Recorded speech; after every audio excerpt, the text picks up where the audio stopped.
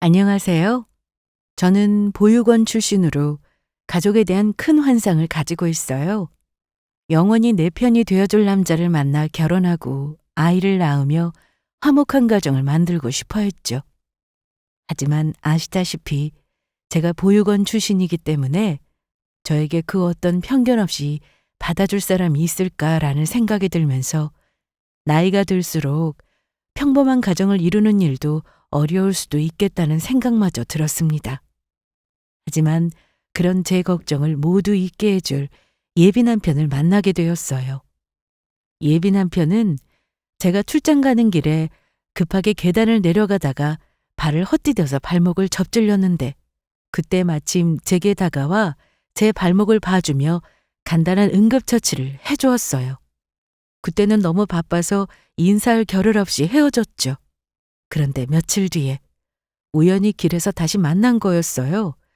알고 보니 의사였고 당연히 자신이 해야 할 일을 한 것뿐이라며 멋쩍게 웃는 모습에 한눈에 반하고 말았습니다.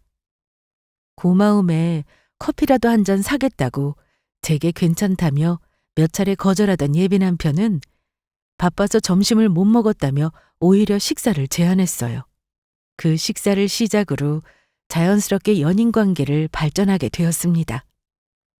만난 지 오래되지 않았지만 저도 그렇고 예비 남편도 빨리 결혼하길 원해서 예비 남편 부모님을 만나 인사드리고 결혼 준비를 시작하게 되었어요. 아까 본 집보다는 이 집이 더 괜찮은 것 같지 않아요? 해도 더 잘 들고. 글쎄요. 나는 잘 모르겠네요. 집을 구해본 적이 없어서. 신혼집으로 딱이죠. 역 가깝고 깔끔하고요. 가격도 저렴하게 나왔어요. 난 괜찮은 것 같은데 자기는 어때요? 글쎄, 좀 더 생각해보죠. 저는 결혼에 대한 환상이 있어서 그런지 어서 신혼집을 마련하고 살림살이를 준비하고 싶었어요. 결혼을 앞둔 여자라면 당연히 그렇잖아요. 사랑하는 남자와 함께 살 집을 구하고 거기에 하나하나 채워나가고 싶은 마음이 있잖아요. 그래서 신혼집을 서둘러 구하고 싶은 것이었는데 예비 남편은 집을 보러 갈 때마다 시큰둥한 반응이었어요. 처음에는 그저 집이 마음에 들지 않았나라는 생각에 더 괜찮은 집을 찾으려 애썼던 것 같아요. 그런데 몇 번 집을 보러 가자고 해도 바쁘다며 약속을 취소하는 일도 잦았고 겨우 시간을 내서 집을 보러 가면 시큰둥한 반응뿐이라 괜히 속상한 마음까지 들었죠. 하지만 서운한 티를 낼 수 없는 게 신혼집 빼고는 다른 건 다 괜찮아 보였어요. 바쁜 와중에도 예비 남편은 매일 다정하게 전화했고 제가 퇴근한 후에도 데이트도 자주 했어요. 신혼집 말고 결혼 준비도 제법 진행되었죠. 내일 웨딩 사진 찍는데 저녁을 너무 많이 먹은 것 같아요. 아무래도 오늘 저녁은 먹지 말아야 했어요. 지금도 아주 예뻐요. 뺄 살이 어디 있다고 저녁을 안 먹어요? 남들은 다 저녁도 안 먹고 다이어트도 열심히 해서 웨딩 사진 찍어요. 그건 다른 사람들이잖아요. 그래도요. 저도 한 번뿐인 웨딩 사진 예쁘게 찍고 싶어요. 왜 한 번뿐이에요? 우리 10년, 아니, 매년 이렇게 사진 찍어요. 지금은 우리 둘이지만 나중에는 셋이 되고 넷이 되겠죠? 예비 남편은 제가 꿈꾸던 환상 속의 가족을 당장이라도 만들어줄 것 같았어요. 그 달콤함에 저는 또 남편과의 미래를 상상하게 되었죠. 보육원에서 자란 저와 달리 저와 예비 남편의 그늘에서 평온하게 자랄 아이들, 그리고 아이와 남편이라는 가족이 생긴 저를 떠올릴 때마다 어서 결혼하고 싶다. 이 사람을 꼭 잡아야겠다는 생각밖에 들지 않았어요. 그래서 신혼집에 대한 서운함도 선뜻 말할 수 없었던 것 같아요. 괜히 별것 아닌 걸로 그 사람과의 결혼을 망치고 싶지 않아서 제 마음을 속였죠. 서운하지만 괜찮은 척 했어요. 제게는 이 사람 하나뿐이지만 집은 많으니까. 그중에 그 사람 마음에 드는 집이 나오겠지라는 생각으로 서운함을 티내려 하지 않았죠. 혼자 집을 알아보면서 예비 남편 마음에 들 집은 무엇일까 많은 고민을 했어요. 그러다가 가격도 좋고 괜찮은 집이 나오면 가끔 보러 가기도 했죠. 먼저 혼자 보러 갔다가 괜찮은 것 같으면 예비 남편에게 함께 보러 가자고 넌지시 이야기하기도 했어요. 그런데 좀처럼 신혼집 보러 가는 것에 대해 달가워하지 않는 것 같았어요. 그러다가 웨딩 사진 찍은 것도 나오고 결혼 준비도 대부분 다 했는데 아직도 신혼집을 구하려 하지 않으려는 듯한 예비 남편의 행동에 문득 이상하다는 생각이 들었죠.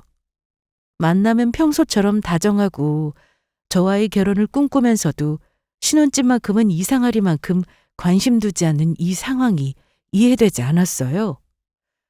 그러다가 이런 생각까지 들었죠.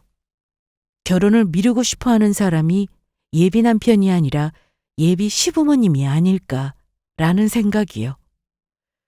아무래도 저는 보육원 출신이고 예비 남편은 의사이니까 그러니까 집에서 반대하는 것은 아닐까라는 생각이 들었어요. 사실 누가 봐도 반대할 만한 결혼이잖아요. 의사는 누구에게도 좋은 신랑감인데 비해 저는 누구는 피하고 싶은 신부감인 거죠. 한번 이런 생각이 들기 시작하자 끝없이 나쁜 생각이 들었어요. 무슨 일 있어요? 요즘 안색이 안 좋아요. 아니에요. 그냥 요즘 피곤한가 봐요. 아닌데. 무슨 고민 있는 얼굴인데. 왜 그래요? 무슨 일 있는 거예요? 그게 혹시 집에서 이 결혼 반대해요? 뭐? 반대라니요? 그게 무슨 얘기예요? 아니, 신혼집 보러 가려고 하면 계속 바쁘다고 하고 신혼집은 다 마음에 안 들고 하잖아요. 그런데 자기는 결혼 생각이 있는 것 같은데 자꾸 신혼집 얘기만 나오면 미루니까. 뭐? 저는 정말 결혼이 깨진다는 생각에 사로잡혀 이야기를 꺼냈어요. 그동안 서운함이 있었지만 결혼이 깨질까봐 이야기하지 못했는데 정말 어렵게 꺼낸 이야기에 예비 남편은 호탕하게 웃었어요. 생각하지도 못한 예비 남편의 반응에 저는 조금 놀랐어요. 어떻게 된 상황인지 쉽게 이해하지 못했죠. 제가 의아한 얼굴로 있자 예비 남편은 웃음을 겨우 멈추며 말했습니다. 그런 거 아니니까 걱정하지 말아요. 그렇지만 저번에 인사 갔을 때 어머님이 저를 별로 달가워하시지 않으시기도 했고. 저는 괜히 인사 갔을 때 기억이 떠올랐어요. 결혼할 남자 부모님을 뵈러 가는 자리는 누구에게나 어려운 자리이겠지만 저에게는 더욱 힘든 자리였습니다. 의사 아들을 둔 부모님이 고아원 며느리를 반기지 않을 거라는 생각에 인사드리는 날이 오는 것이 때론 두렵기까지 했습니다. 아니나 다를까 식당에서 처음 인사를 드리는 예비 시어머니는 저를 보고는 내키지 않은 듯한 표정을 지으셨어요. 예비 시어머니께 잘 보이려고 싹싹하게 이야기를 하는데도 예비 시어머니는 적당히 말만 섞을 뿐 제게 큰 관심을 가지지 않았죠. 그래서 저는 더욱더 남편이 집안의 반대를 겪고 있는 것이 아닌가라는 생각을 했어요. 그런 거 아니에요. 어머니는 당신을 좋게 보고 있어요. 그럴 리가요. 제가 고아원 출신이라서 인사드렸을 때도 그렇지 않아요. 오히려 혼자 힘으로 대학도 나오고 성실하게 지금까지 살아온 것을 보고 대단하다고 생각해요. 그럼 왜 신혼집 구하는 걸 미루는 거예요? 아, 그게... 저는 처음 인사드렸을 때 예비 시어머니의 모습이 기억에 남아 그동안 저를 마음에 들어 하시는 줄 몰랐어요. 사실 정말 마음에 드시는 걸까 의문이 조금 남기는 했지만 집안의 반대는 아니라고 하니 한시름 놓았죠. 그와 동시에 집안의 반대도 아니면 왜 신혼집을 아직도 구하지 않는 것인지 도통 이해되지 않았어요. 도대체 이해되지 않아서 그래요. 결혼식이 2달도 채 남지 않았는데 왜 신혼집을 구하지 않는 거예요? 그게 일부러 그런 것은 아니고요. 당신과 결혼한다고 하니 저도 생각이 많아져서요. 생각이라니 그게 무슨... 아, 당신이 생각하는 그런 건 아니고요. 내가 가장이 된다고 하니 좀 더 책임감이 생겨서 음, 개원을 해보는 건 어떨까 해서요. 그것 알아보고 하느라 신경을 못 썼네요. 개원이요? 그걸 왜 말하지 않았어요? 요즘 개원한다고 다 잘 되는 것도 아니고 괜히 결혼 앞두고 걱정시키고 싶지 않아서요. 알아볼 것도 많고 그러다 보니 얘기한다는 게 미뤄졌죠. 예비 남편의 이야기에 갑작스러웠지만 한편으로는 다행이라는 생각이 들었어요. 그리고 남편이 결혼에 대해 진지하게 생각하고 있다는 확신마저 들었죠. 그리고 신혼집을 구하는데 급급해했던 제가 조금은 어리석게 느껴지기도 했어요. 저는 그저 결혼해서 예비 남편과 함께 지낼 생각만 할 뿐이었으니까요. 남자도 결혼을 앞두고 책임감을 느끼면서 힘들다고 하는데 그 마음도 헤아리지 못했을 뿐만 아니라 그런 마음을 이겨내고 개원까지 하겠다고 바쁘게 준비하고 있는 예비 남편의 상황도 알아차리지 못하고 있었던 것이죠. 괜히 예비 남편에 대해 미안한 마음이 들었죠. 그리고 고마웠어요. 저는 단순히 결혼에 대한 환상으로 함께 지낼 보금자리와 함께 이루게 될 가족만 생각하고 있었는데 예비 남편은 저보다 더 현실적으로 생각하고 있었죠. 이런 생각들로 마음이 놓이면서도 그 무엇과도 바꿀 수 없는 행복함마저 들었어요. 예비 남편이 저의 든든한 가족이 되어주는 것에 기뻤습니다. 그리고 예비 남편이 의사이기에 저와 달리 안정적인 가정을 만들어줄 수 있다는 생각이 들었는데 개원까지 한다고 하니 정말 부유한 가정에서 아이들이 그 어떤 어려움 없이 자랄 수 있겠다는 생각에 예비 남편의 개원이 기다려졌어요. 그래서 결혼식이 얼마 안 남았음에도 불구하고 예비 남편이 신혼집을 구하자고 할 때까지 기다렸어요. 시간은 제법 빠르게 흘러 청첩장까지 나오게 되었죠. 결혼식이 이제 한 달도 남지 않았어요. 결혼식에 얼마 남지 않자 저도 내심 걱정은 되었죠.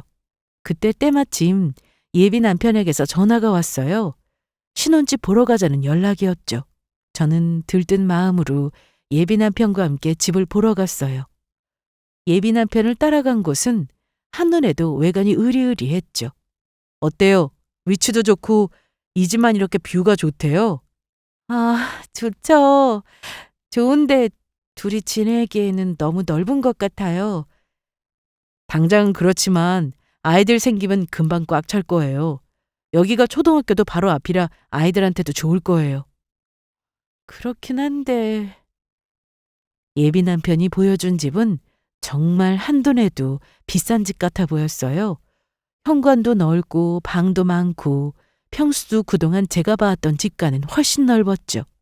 집 내부도 일반적인 가정집보다는 잡지에서 보던 그런 예쁜 집이었어요. 이렇게 예쁘고 넓고 좋은 집을 싫어할 사람은 없겠죠. 문제는 가격이었어요. 신혼집은 예비 남편과 제가 함께 준비하기로 한 터라 좋은 집이 부담스럽게 느껴졌죠. 괜찮으면 오늘 계약금 걸고 가죠?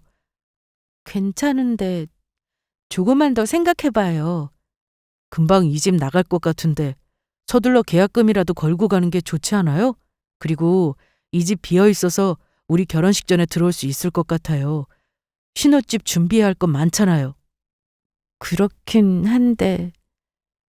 신혼집으로 하기 정말 좋은 집이에요. 단지 안에 어린이집도 잘 되어 있고요. 급하게 나온 매물이라 다른 집보다도 저렴하게 나왔어요. 그래서 이 집은 얼마예요? 가격을 들은 저는 화들짝 놀랐어요. 비싸고 좋은 집이라고 생각은 했지만 이렇게까지 비쌀 거로 생각하지 못했어요. 평생 꿈꾸지도 못할 정도의 비싼 집이라 당황스러웠어요. 신혼집은 예비 남편과 제가 함께 준비하기로 한 거라 모은 돈이 많지 않은 저는 걱정이 되었죠. 그런데 예비 남편은 집이 제법 마음에 드는 눈치였습니다. 예비 남편이 만족스러워하자 선뜻 비싸서 계약하기 힘들다고 이야기하기 어려웠죠. 나름 여태까지 아끼고 살면서 회사에 다니면서 돈을 모아왔지만 그 집에 비하면 푼돈에 불과했죠. 이런 상황이 되자 더욱 부족한 제가 더 작게 느껴졌어요. 게다가 예비 남편은 개원을 앞둔 상황이라 제가 계약금을 책임져야 하는 입장인지라 더욱 힘들었죠. 아무래도 그 집 계약금 넣는 게 좋지 않을까요? 그만한 집이 없을 것 같은데. 그렇긴 한데 우리 집으로 하기에 조금 과분한 것 같아서요. 제가 알아봤는데 지하철 몇 정거장만 가도 훨씬 괜찮은 집 많은 것 같아서요. 그곳으로 집을 보는 건 어때요? 그쪽은 언덕이기도 하고 교통도 불편해요.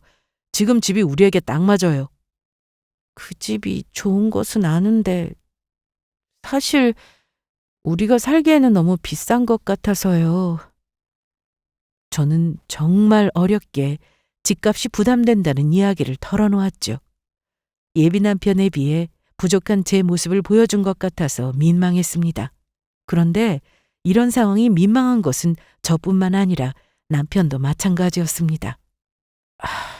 내가 개업만 하지 않았어도 당신에게 부담을 주지 않았을 텐데 미안해요. 아니에요. 왜 자기가 미안해해요. 제가 오히려 미안하죠. 개업만 아니었어도 당신에게 부담 지우지는 않았을 텐데. 자기 때문이 아니야. 괜히 제가 부족해서 예비 남편이 개원하는데도 방해가 되는구나 라는 생각마저 들었어요.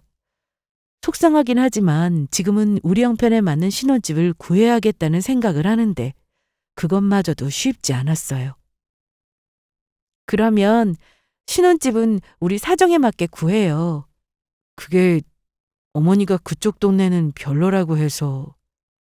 예비 시어머니가 신혼집 위치가 별로라고까지 이야기하자 차마 제 뜻대로 신혼집을 구할 수도 없었죠.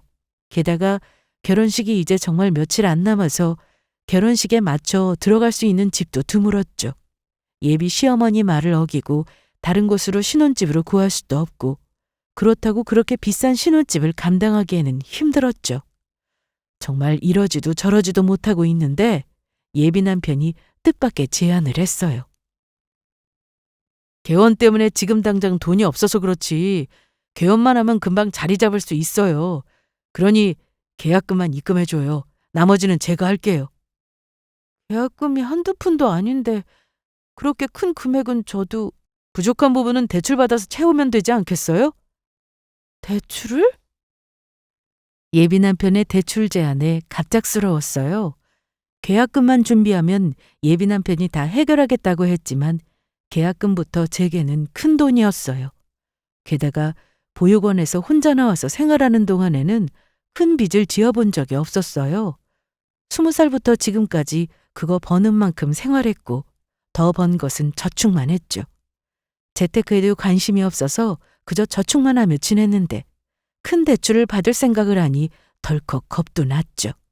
하지만 결혼하려면 신혼집이 필요했고 당장 구할 수 있는 신혼집도 없었어요.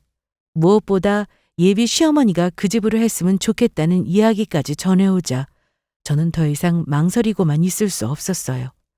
결혼하는데 필요하다면 대출까지 받아야겠지라는 생각이 들었죠. 괜히 이런 큰 결정을 앞에 두자 어렸을 때부터 그리웠던 부모님의 빈자리가 느껴졌습니다. 지금 같은 순간에 뭐라고 이야기를 해줄까? 혼자인 게 싫어서 결혼을 하고 가정을 이루려고 하는데 문득문득 빈자리가 크게 느껴지는 건 어쩔 수가 없었습니다. 그때 예비 남편이 또다시 손을 내밀었어요. 그동안 바빠서 이야기 못했는데 결혼 전에 당신 가족들에게도 인사 가야죠? 내 가족이라니요? 당신이 자란 보육원이요. 원장님을 엄마처럼 따르며 자랐다고 했잖아요. 많은 도움을 주신 분인데 당연히 인사드려야죠. 설마 그냥 결혼할 생각은 아니었죠? 그때 마침 예비 남편은 결혼이 얼마 안 남았으니 제 가족들에게도 인사를 드려야 한다고 했어요. 저도 생각하지 못했던 것은 아니었어요. 결혼을 앞두고 있으니 보육원에 한번 인사를 가야겠다고 생각은 했었는데 예비 남편이 먼저 이야기를 꺼내주어서 고마웠어요. 엄연히 말하면 예비 남편까지 챙길 필요 없는데 먼저 함께 보육원에 가자고 이야기를 꺼내주니 고마운 마음이 컸죠. 그렇게 예비 남편과 약속을 잡아 제가 어린 시절 지냈던 보육원으로 갔어요. 보육원은 오랜 시간 지났지만 제가 자랐던 그때의 모습 그대로였어요. 저도 모르게 신이 나서 예비 남편에게 어린 시절 이야기를 주절거렸죠. 빵 하나를 두고 원생들과 다투며 먹었던 이야기, 갖고 싶고 놀고 싶었던 것들이 한참 많은 학창 시절에 원생들과 함께 외박했던 이야기 등 잊고 지냈던 사소한 일들이 떠올랐어요. 한참 동안 어린 시절을 추억하며 이야기하는 저를 따라 예비 남편도 보육원을 구경했죠. 그렇게 한참을 보육원 구경을 하다 보니 원장님이 도착했어요. 제가 결혼할 사람을 데리고 왔다는 소식에 외출하셨다가 돌아온 것이죠. 이게 얼마만이야? 그동안 잘 지냈지? 그럼요. 원장님도 잘 지내셨죠? 나야 뭐 늘 똑같지. 그나저나 좋은 소식이 있다며? 네, 저 이번 달에 결혼해요. 여기는 제가 결혼할 사람이에요. 안녕하세요. 처음 뵙겠습니다. 아, 그래요. 결혼 축하드려요. 저는 원장님께 예비 남편을 소개했어요. 그리고 준비한 청첩장을 건넸죠. 원장님은 저를 반기며 예비 남편과 청첩장을 한참을 들여다봤어요. 그리고 무슨 일 하는지, 나이는 어떻게 되는지 사소한 질문을 했죠. 그러면 한참을 청첩장과 예비 남편을 번갈아 보았어요. 그때만 해도 저는 그저 원장님이 저를 딸처럼 여기며 예비 남편을 꼼꼼히 봐주시는 줄 알았어요. 직업이나 나이 같은 질문도 어른들이 하는 흔히 하는 질문 정도로 생각했죠. 그런데 원장님이 저와 예비 남편을 배웅해 주면서 집에 잘 도착하고 연락 달라는 말을 그저 인사말 정도로 생각했어요. 사실 인사를 다녀오면서 뭔가 제게는 없는 친정이지만 친정을 다녀온 느낌이 들어서 예비 남편과 더욱 가족이 된 느낌이 들었고 이렇게까지 제게 신경 써주는 예비 남편의 뜻을 따라 신혼집을 계약하려고 대출을 알아봤죠. 보육원에서 다녀온 다음 날 은행에 가서 대출을 알아보느라 원장님께 온 전화도 받지 못했어요. 계약금을 만들기 위해서 무리하게 대출을 알아보느라 더욱 정신이 없었죠. 결혼식도 정말 며칠 남지 않았기에 더욱 원장님의 전화에 신경을 쓰지 못했어요. 그러다가 몇 번 엇갈린 끝에 원장님과 전화를 하게 되었죠. 내가 조심스러워서 이런 말을 하는 게 맞는가 싶은데 무슨 일이신데요? 네가 결혼한다는 사람 말이야. 그 사람 낯이 익어서 그날도 한참 봤는데 아무래도 그 사람 맞는 것 같아. 저희 남편과 아는 사이세요? 그런 말은 못 들었는데. 아는 게 아니라 다른 원생 첨쩍장 사진에서 본 것 같아. 네? 그게 무슨 말이세요? 닮은 사람이겠죠. 아니야. 시간 되면 보육원에 들려. 저는 원장님의 이야기에 당황스러웠어요. 원장님께 인사를 드리러 간 날 유독 예비 남편을 많이 살펴본다는 생각은 했지만 이런 이유로 예비 남편을 봤을 거라는 생각은 하지 못했어요. 아무리 그래도 다른 원생 청첩장 사진에서 본 것 같다니요. 조금은 어이가 없었어요. 원장님이 잘못 봤거나 착각한 거로 생각했어요. 그런데 그날도 그렇고 인사를 다녀온 후로 몇 번을 전화 주신 게 마음에 걸려 보육원으로 찾아갔죠. 결혼 전에 오해는 풀고 넘어가는 게 좋겠다는 생각이 간 거였어요. 원장님께서 잘못 보신 거 아니에요? 닮은 사람이겠죠. 아니야. 키며 외모며 정말 똑같았다니까. 잠깐 기다려봐. 내가 안 그래도 너 몸은 보여주려고 앨범에서 찾아놨어. 원장님은 그날보다 더욱 심각한 표정으로 제게 이야기했어요. 원장실에서 앨범 하나를 꺼내온 원장님은 앨범 속 청첩장을 보여주었죠. 그 청첩장에는 남편과 비슷한 이름과 원생이 이름이 있었습니다. 그저 비슷한 이름 탓에 원장님이 헷갈렸을 거라고 생각하며 청첩장을 펼치는데 너무나도 낯익은 얼굴이 있었습니다. 예비 남편이었습니다. 제가 봐도 예비 남편이 분명했습니다. 그저 많이 비슷한 사람, 그 정도가 아니었습니다. 얼굴 생김새가 분명 남편이었습니다. 게다가 청첩장에 찍힌 남편과 비슷한 이름 때문에 더욱 남편일지도 모른다는 생각이 들었죠. 당혹스러워하는 제게 원장님은 청첩장 속 남자에 대해 이야기해 주었습니다.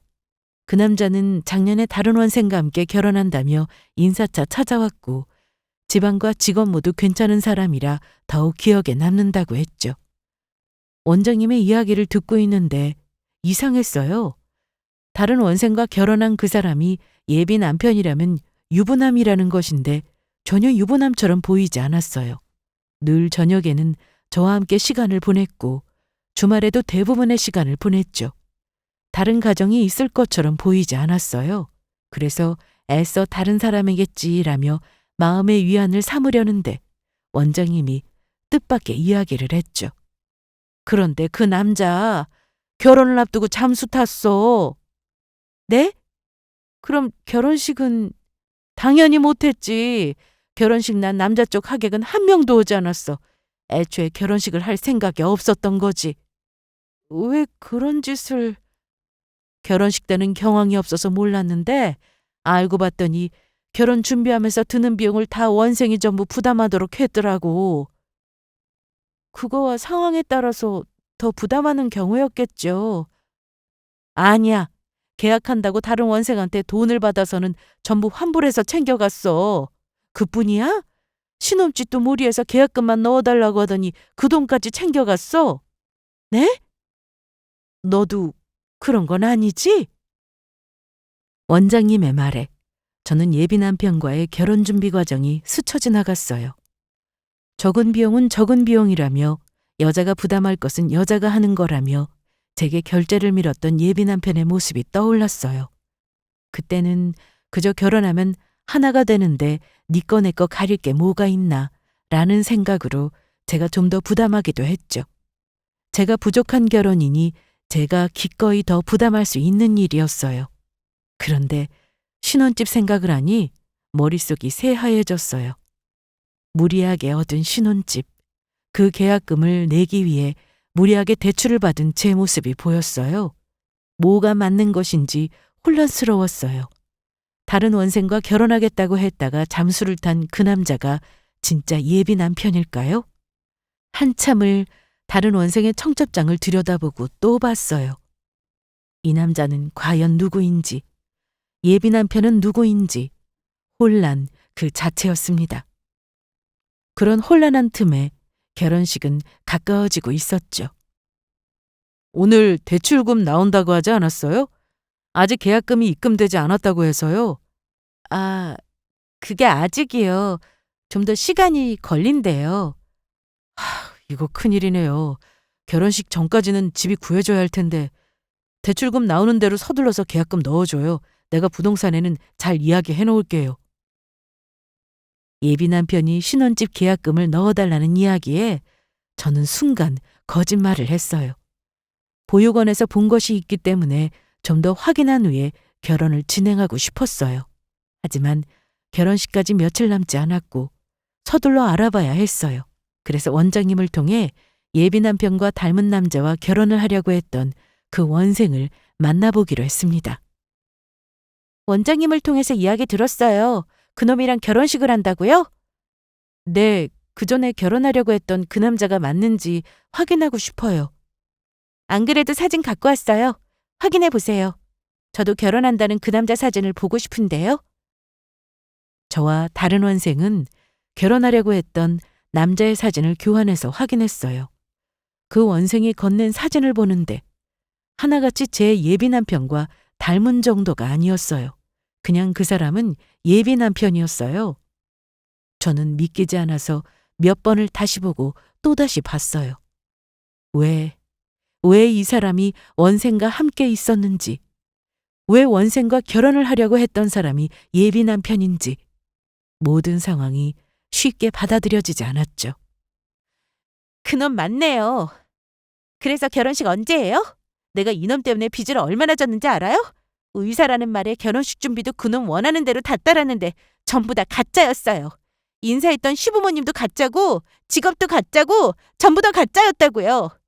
일부러 보육원 출신만 골라서 결혼 사기치는 놈이라고요. 저는 쉽게 이 상황을 온전히 다 받아들이지 못하고 있는데 다른 원생은 잔뜩 화가 난 상태로 결혼하려고 했던 남자를 욕하고 있었어요. 그리고 빚 때문에 힘들다며 호소하는 원생을 보자 무리해서 받은 대출이 생각났죠. 제 상황에서 그 금액을 대출받는 것 자체가 무리인데 그걸 받도록 하고 조금 전까지 아무렇지 않게 대출금 나오면 계약금 보내달라고 하던 예비 남편을 떠올리자 원망스러운 마음이 생겼습니다. 저는 그저 사랑하는 사람을 만나 결혼하고 가정을 이루고 싶은 것뿐이었는데 그러나 제 마음을 이용해서 결혼으로 사기를 치려고 하다니 용서가 되지 않았어요. 원장님이 알려주지 않았다면 저는 다른 원생처럼 피해를 보고 원망하고 있을 거라고 생각하니 이대로 넘어갈 수 없었어요. 당장이라도 예비 남편을 쫓아가서 나를 이용하려고 했냐고 쏘아붙이고 싶었지만 그렇게 화풀이하는 것만으로 마음이 온전히 풀릴 것 같지 않았어요. 그놈 어디에 있어요? 내가 그동안 얼마나 힘들었는데 가만 안 둬. 지금 당장 찾아가서 뭐해요? 작정하고 사기친 사람이면 쉽게 잘못했다고 하지 않을 거예요. 그러면 이대로 가만히 있어요? 누가 가만히 있재요? 복수해야죠, 복수. 저는 피해당한 원생과 함께 복수를 다짐했어요. 제 결혼식까지 며칠 남지 않았기 때문에 서둘러 준비해야 했죠. 무엇보다 예비 남편이 원생에게 했듯이 결혼식 날 잠수를 탄다면 결혼식을 하기 전에 신혼집 계약금을 받으려 할 게 틀림없었어요. 매일 대출금 안 나왔냐고 물어보는 예비 남편의 의심을 최대한 피하면서 결혼 사기꾼이라는 증거를 잡아야 했죠. 우선 결혼식을 제외한 다른 예약건에 대해 환불 처리된 것은 없는지 확인했어요. 그 원생이 환불됐다고 얘기한 가전과 가구, 신혼여행 예약을 차례로 확인했어요. 저희 가전은 계약금 입금 후에 바로 취소하셨는데요. 가구 계약하고 나서 원래 환불이 안 되는데 잘못 입금하셨다고 하기도 하셨고 입금 바로 직후에 연락해 주셔서 환불 처리해드렸어요. 티켓팅 이후에 수수료 차감은 환불됐어요. 가전 매장 직원도, 가구 매장 직원도, 여행사 직원도 하나같이 환급되었다고 이야기했죠. 그것도 하나같이 입금 후 바로 환불됐어요. 현금으로 한 곳도 있고 예비 남편 신용카드로 계산하고 제가 예비 남편에게 돈을 보내준 곳들이어서 더욱더 제가 환불 사실을 바로 알 수 있었어요. 예비 남편은 그 점을 노렸나 봐요. 제가 알 수 없는 계약건, 그것을 노렸나 봐요. 다른 원생이 결혼 사기 피해를 입었다는 것을 듣고도 사실 조금은 예비 남편이 그러지 않았을 거라는 마음이 남아 있었는지 아니면 그렇게 믿고 싶었는지 환불 확인 전화를 하는 동안 마음이 아팠어요. 저를 만나면 항상 다정하게 대해주고 함께 미래를 꿈꿨던 사람이 결혼 준비하는 동안 저 몰래 계약하자마자 환불을 했다니 이건 애초에 저와의 결혼 생각이 없었던 거잖아요. 정말 그렇게밖에 생각이 되지 않잖아요. 정말 그것만은 아니었으면 했는데. 함께 미래를 꿈꾸고 함께 이룰 가정을 꿈꿨던 모든 날이 무너지는 것 같았어요. 그런 제 옆에는 저처럼 뭐든 이루고 싶었던 미래가 무너진 경험을 한 원생이 있었죠. 그거 알아요? 짧은 연애 기간이지만 연애도 하고 결혼 준비도 했는데 결혼 사기인 걸 알게 되고도 나는 그 사람에 대해서 아는 게 하나 없어요. 이름도 모르고 어디에 있는지도 모르죠. 그러니 이번에는 놓치면 안 되죠. 우리 마음 약해지지 말고 제대로 잡아요. 어떡해요? 그 사람 진짜 이름 모르는 건 나뿐만 아니잖아요. 진짜 이름 알지도 못하잖아요. 그 이름 말이에요. 다른 원생이 결혼까지 했던 남자에 대해 아는 것이 하나도 없다며 원통해했는데 문득 이름도 모른다는 말에 무언가 떠올랐어요. 사귄 지 얼마 안 됐을 때 예비 남편의 신용카드를 본 적이 있어요. 그때 예비 남편의 이름이 아닌 다른 이름으로 된 카드라 이상하다고 생각했죠. 그때 예비 남편은 아버지 카드라며 이야기했어요. 그런데 아버지 카드를 가지고 있다는 사람이 가끔 잔액 부족으로 카드 사용이 안 될 때도 있었어요. 그때 아버지 카드인데 한도가 작은가라는 생각에 조금 의아하다는 생각이 들었어요. 집안도 풍족한 편이라고 들어서 아버지 카드가 한도가 부족한 상황이 생길 거라고는 생각지 못했거든요. 그러다가 예비 남편이 알려준 계약금을 넣는 계좌 이름이 그때 본 신용카드 이름과 비슷하다는 생각이 들었어요.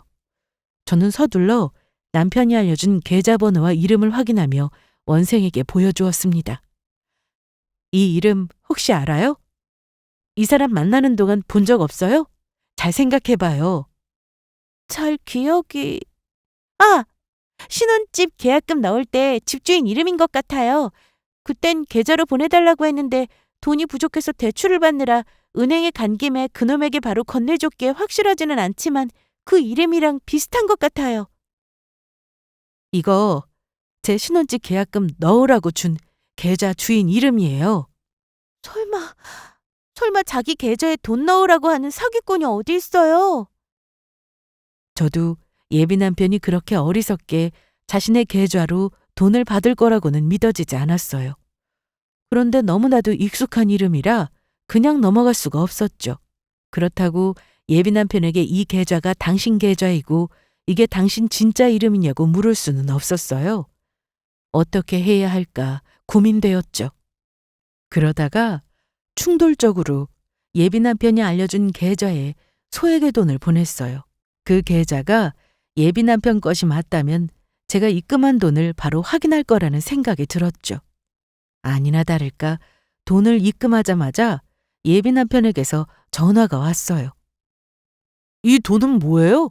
대출 나왔어요? 무슨 돈이요? 계약금 넣은 돈이요. 그런데 금액이 많이 부족한데. 그게 대출 나오기 전에 집에 나가면 안 되니까 조금이라도 넣어놔야 할 것 같아서요. 그걸 어떻게 알았어요? 당연히 알림이 오니... 부동산에서 연락이 와서요. 아, 그래요? 예비 남편이 결혼 사기꾼이라는 것을 알고 나니 예비 남편의 말이 거짓이라는 것도 쉽게 알 수 있었어요. 밤늦은 시간에 입금하자마자 전화 온 것부터 예비 남편 계좌임을 말해주는 것 같았죠. 밤늦게 돈이 입금된다고 해서 바로 연락할 부동산도 없거니와 제 이름으로 보냈는데 그걸 단번에 알아차릴 사람도 없었죠. 부동산에서는 제 이름도 모르니까요. 더군다나 계약금 전액도 아니고 소액만 보냈는데 바로 저라는 것을 알고 예비 남편에게 연락하지는 못했을 거예요. 게다가 예비 남편은 저와의 통화에서 큰 실수를 했죠. 입금됐는지 어떻게 알았냐는 질문에 알람이 왔다고 이야기하려다 말았으니까요. 저는 일부러 이상함을 알아차렸다는 것을 티내지 않았습니다. 그리고 원생과 복수하기 위해 예비 남편과의 약속을 잡았죠. 대출금을 함께 받으러 가자며 만나기로 약속했습니다. 오늘 드디어 신혼집 계약하는 날이네요. 우리 함께 지낼 신혼집이라니 기대돼요. 정말 기대되는 거 맞아요? 그게 무슨 말이에요? 정말 나랑 결혼하려는 게 맞는가 해서요. 갑자기 그게 무슨... 저는 무슨 말인지 묻는 예비 남편의 말에 대답하지 않았습니다. 그저 예비 남편과 원생이 있는 곳으로 갔죠. 예비 남편은 원생을 보자 흠칫 놀란 눈치였습니다. 그러고는 제게 애써 티내지 않으려고 하는지 결혼하려고 했던 원생을 보고도 모르는 채 지나치려 했죠. 야, 이 나쁜 놈아! 결혼하겠다고 해놓고 나를 속여? 왜 이러세요? 사람 잘못 보셨습니다. 무슨 일이야? 아는 사람이야? 아니, 모르는 사람이야. 왜 이러세요? 예비 남편은 뻔뻔스런 얼굴로 원생을 모르는 척했어요. 원생은 그런 예비 남편의 행동에 더욱 화가 나는지 언성이 높아졌죠. 결혼하자고 속여서 나한테 빚까지 지게 했잖아. 그래놓고도 또 다른 사람을 만나서 결혼 사기를 치려고 해? 사람 잘못 봤다는 말을 몇 번을 이야기해요? 이 사람 말이 맞아요? 자기야, 이 사람이 하는 말 믿는 것 아니죠? 이 사람 거짓말하는 거예요. 이 사람 말 믿지 마요. 예비 남편은 뻔뻔하게 저를 또 속이려고 하고 있었죠. 저를 얼마나 우습게 봤으면 결혼 사기를 당했다는 사람의 말보다 예비 남편의 말을 믿을 거로 생각하는지 성의 없이 둘러대기에 바빴죠. 예비 남편의 그런 성의 없는 행동에 괜히 내가 보육원 출신이어서 그런가라는 생각이 들었어요. 다른 원생도 보육원 출신이니 일부러 보육원 출신을 골랐다는 생각마저 들었죠. 보육원 출신이니 결혼에 대한 환상도 많고 다른 사람보다도 가정을 이루고자 하는 마음이 크니까 결혼하자고 꼬드기기 편했던 것인가 라는 생각이 들면서 더욱 마음이 좋지 않았습니다. 그런데 그런 상황에서 예비 남편이 상황을 모면하겠다며 제게 꺼낸 이야기가 더욱 황당했습니다. 이 사람 말 믿지 말고 어서 우리는 신혼집 계약금 찾으러 가요. 어서요. 그놈의 계약금. 이런 상황에서도 할 말이 계약금뿐이야? 저는 그동안 참아왔던 서러움에 화가 폭발하고 말았어요. 어떻게 이런 상황에서도 계약금 얘기만 하는지 믿기지 않았어요. 차라리 뭐라도 변명했으면 좋겠는데 예비 남편은 그러지 않았죠. 변명할 마음조차 없어 보였어요. 그만큼 결혼이 중요하지 않았던 것이죠. 예비 남편은 오직 신혼집 계약금을 받을 생각뿐이었어요. 그러면 우리 결혼 안 할 거야? 우리 신혼집 안 갈 거냐고. 결혼하려고 신혼집 계약금 달라는 거 아니잖아. 그럼 뭔데? 잘 생각해. 저 사람 말 믿지 말고 우리 결혼만 생각하란 말이야. 이 결혼 안 할 거야? 겨우 저런 사람 말 믿고 결혼 안 할 거냐고. 위기에 몰리니 예비 남편은 오히려 결혼을 무기 삼아서 큰 소리 쳤어요. 마치 제게 결혼이 깨질 것처럼 몰아가면 겁이라도 먹고 돈을 줄 것처럼 보였나 봐요. 정말 어림도 없는 소리였죠. 예비 남편이 사기꾼이라는 사실을 알았을 때도 이처럼 최악의 사람일 거로 생각지 못했는데 예비 남편의 본 모습을 알게 될수록 최악 그 자체였죠. 지금 이 상황에서 결혼이 말이 돼? 너 애초에 나랑 결혼할 생각도 없었잖아. 가전이며 가구며 신혼여행까지 모두 나 몰래 취소하고 돈만 챙겨갔잖아. 가만 보니 둘이 짜고 날 사기꾼 취급하는 거야? 사기꾼 취급이 아니라 사기꾼 맞잖아. 예비 남편은 적반하장으로 큰 소리를 쳤어요. 소란스러운 소리에 사람들의 이목이 쏠렸죠.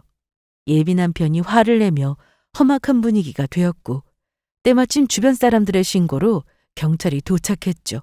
예비 남편은 경찰을 보고 도망가려고 하는데 금세 붙잡혔어요. 예비 남편과 저 그리고 원생은 경찰서로 갔고 경찰서에 간 김에 사기죄로 고소까지 하게 되었죠. 저는 다행히 피해 금액도 소액이고 신혼집 계약금도 넣기 전이었기에 피해 금액이 적었어요. 하지만 다른 원생은 피해 금액도 컸기에 사기죄로 고소까지 할 수밖에 없었죠. 사실 돈도 돈이지만 결혼으로 사기를 쳤다는 것이 용서가 되지 않았어요. 보육원에서 자란 저나 다른 원생에게 결혼은 다른 사람들보다 더 큰 의미가 있는 것이었으니까요. 그런 마음을 알고 이용했다는 것이 쉽게 용서되지 않았습니다. 고소는 그동안 모아둔 증거로 쉽게 진행되었어요.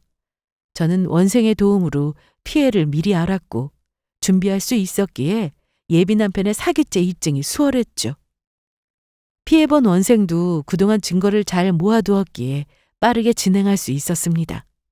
예비 남편을 사기죄로 고소하고 나서 저는 주변 지인들에게 돌렸던 청첩장을 모두 수거했습니다. 만나서 사정도 이야기하고 결혼식을 없던 일로 하였죠. 웨딩홀과 드레스샵 등 결혼을 취소하는 것도 일이었어요. 그렇게 며칠이 지나자 원래 결혼하기로 했던 날이 되었죠. 그날의 기분은 뭐라 표현할 수 없었던 것 같아요. 결혼할 신랑이 오지 않고 잠수 타는 최악의 결혼식을 피할 수 있어서 다행이라고 해야 할지 아니면 그토록 바랬던 결혼이 파토나서 속상하다고 해야 할지 복잡 미묘했습니다. 예비 남편과의 결혼이 파혼으로 끝나게 되면서 저는 한동안 제 일에만 집중하며 지냈어요. 그렇게 예비 남편에 대한 생각이 점점 줄어들 무렵이었죠. 그 무렵 예비 남편은 사기죄가 인정되어 감방으로 수감되었다는 소식을 듣게 되었습니다. 참으로 씁쓸했지만 저와 다른 원생에게 결혼이라는 미끼로 사기를 쳤던 예비 남편의 수감 소식은 한편으로는 마음이 후련하기도 했어요. 제가 사기 결혼을 준비하며 입었던 모든 마음의 상처와 피해가 사라지는 것은 아니었지만 예비 남편의 죄가 인정되고 죗값을 치른다는 것만으로도 조금은 마음이 위로받는 기분이 들었어요. 그리고 이번에 자신의 죗값을 치르게 된 예비 남편이 다시는 저와 같은 사람을 상대로 결혼을 미끼로 사기치지 않길 바랄 뿐이에요. 물론 저도 지난 일은 잊지 않고 다시 제 일상으로 돌아와 잘 지내려고 하고 있습니다. 예비 남편의 일이 얼마 되지 않아서 섣불리 이야기하기 힘들지만 마음을 추스르고 난 후에 저를 진정으로 사랑해주고 이해해주는 사람을 만나 좋은 가정을 이루기를 기대하고 있어요. 그때는 연애할 때나 결혼할 때 조금 이상한 부분이나 서운하다고 느끼는 부분이 있다면 솔직하게 털어놓고 함께 대안을 찾아보고 싶어요. 이번에 결혼 준비하면서 너무 혼자 마음에 담아두는 것도 많았고 결혼 깨질까 노심초사하며 제가 짊어지고 가려고 한 부분도 많았던 것 같아요. 그러니 여러분도 결혼이라는 큰 일을 진행할 때는 그 어느 때보다 서로를 믿고 의지하며 함께 준비하셨으면 좋겠어요. 진정으로 결혼 준비부터 함께 할 수 있는 사람이 앞으로의 미래도 함께 할 수 있는 것 아닐까라는 생각이 이제야 드네요.